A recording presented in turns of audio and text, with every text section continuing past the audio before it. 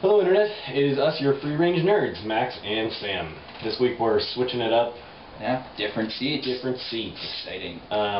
So we're going to show you the highlights of the week, which I will just say right now are minimal. Slim pickings. Yeah, I maybe it was just my picky attitude at the comic book store today, but maybe I was excited for Scott Pilgrim. Yeah, I feel like towards the end of the month there's less. No, definitely. We were talking about this yesterday. The first 2 weeks are huge right now. Anyway, we're going to review the 4 comics we have this week. You want to get started? Yeah, okay, I'll get started. First is Stellar. Top Cow. Top Cow's Stellar pilot comic or pilot season Stellar. A really indie comic, you know, from an indie label. It's basically, I don't really know what's going on in it yet. She she needs to save some kid of a friend, so she goes to another planet to get him medicine, and she fights an animal, and then some other guy. Oh, and apparently she's radioactive. Yeah, and so no one can touch her. It's so a very rogue thing. They've been like, what do you call it? They've been banished from Earth. And then radioactive people. Yeah, radioactive people have been banished from Earth, and then her radioactive friends, who she's been hiding from, come back and they're like, "You need to come to Earth with us so we can kill everyone on Earth." So that is Stellar. It was not bad. It wasn't really attention grabbing though, and that's what I looked for in the first issue. It didn't make me wonder what comes next. There was a cool looking advertisement in the back, but for what? Oh no, not for that. Okay. For Velocity. Velocity looks cool. I don't know. I don't think I'm going to be following up on Stellar. Starting in June. Whatever. Okay, so. I'll probably be following up on Stellar though, just to see what it's like. Anyway, check it out. You know, maybe it's good. Maybe you'll like it. It is. I like it. Whatever. Go on. Okay. One of the books I did was Black Cat, which this is really rare. It's done by 2 artists, but it's almost a seamless switch. Both styles are very, very similar. They're close together. The story's good too. We get more depth on Black Cat. She feels a lot less like a Catwoman ripoff in this book, because she usually has a whole I'm Catwoman but with white hair. Yeah. In this we get to see her team. It feels kind of, this might sound weird, it feels kind of like the Reyes Blue Beetle. Yeah, a little bit. She has all these people helping her out, but it's very cool. It's not like she can't do it by herself. It's more like she's got a team just helping her. Yeah. This is issue 2 of the limited series, just by the way. They do an excellent job catching you up if you haven't read the first one. Someone grabs her mom, they're trying to get her to do this, and it's, how do you pronounce it? The Kranoff, the Craven the Hunter's family. Oh, Kravinoff. It's them. You'd think they'd be too busy in, the Spider-Man books killing off all those secondary characters. Whatever. Spider-Man makes a 2-page appearance, by the way. So that's cool. I think he's required to do that. I've never read a Black Cat book where he hasn't shown up. Okay, next. One of the big hitters of the week. Batman turned Bruce Wayne, issue 4 of 6. This time he is a cowboy. So far we've seen him as a tribesman, Neanderthalish type god. We saw him as what else did we see him as? We saw Witch Hunter. The Witch Hunter, and Satana's going to be so mad about that when he gets back. Unless it's entirely right down. Anyway, or nobody remembers. Yeah. He is a cowboy this time. Jonah Hex makes an appearance. It's pretty cool.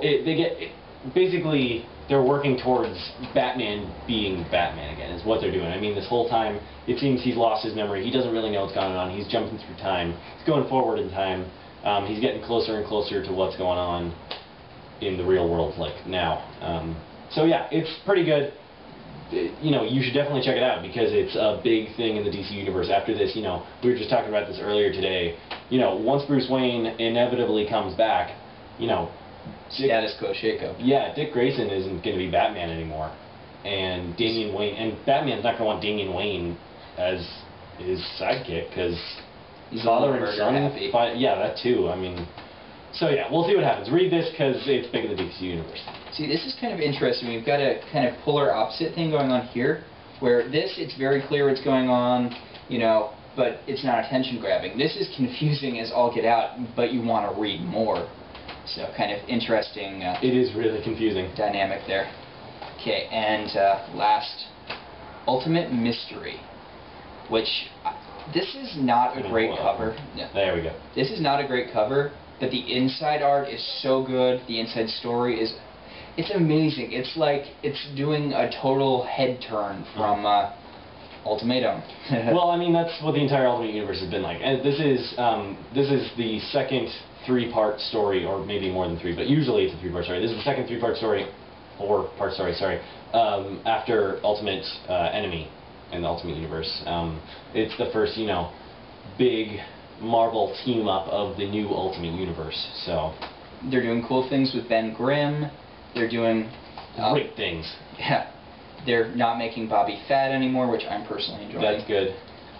Yeah, it's so cool. They've got... And they're starting to let more Cosmic Marvel in. Mm-hmm. Like, they turned Captain Marvel into this amazing character, this really fun character, which I feel the Ultimate Universe was lacking this sort of person before, so... Yeah, I mean, he was there in, you know, in the Ultimate Galactus trilogy, but he's funnier in this. Yeah, let's just say that. He's got a good personality in this. He was kind of just very...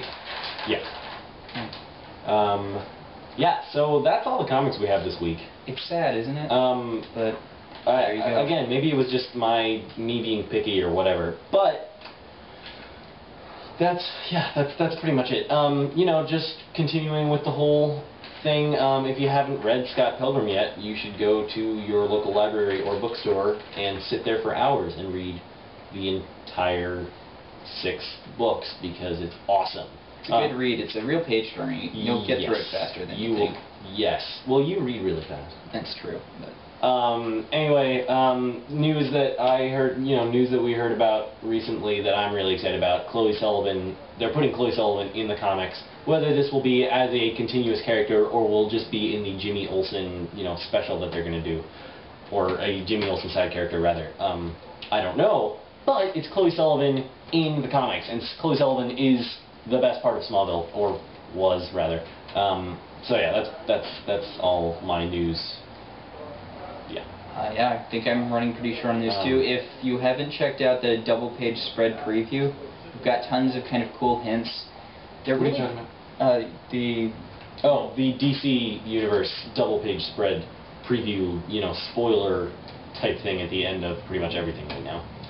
I like when they do this. I know sometimes they can't follow through on it, like the whole who is going to be pregnant in the Teen Titans, and then they drop the storyline, but I think it's really cool when they do this, and plus, they gave another teaser for Black Aqualad, who I love, even though he's had like 2 pages, period. We say that every time, too. So yeah, but you know he's such a cool character, even though he's not been in anything. He's going to be cool. So that's pretty much it. Nothing big happened at Comic-Con for comics, even though it's Comic-Con. So that's all we're going to say about that.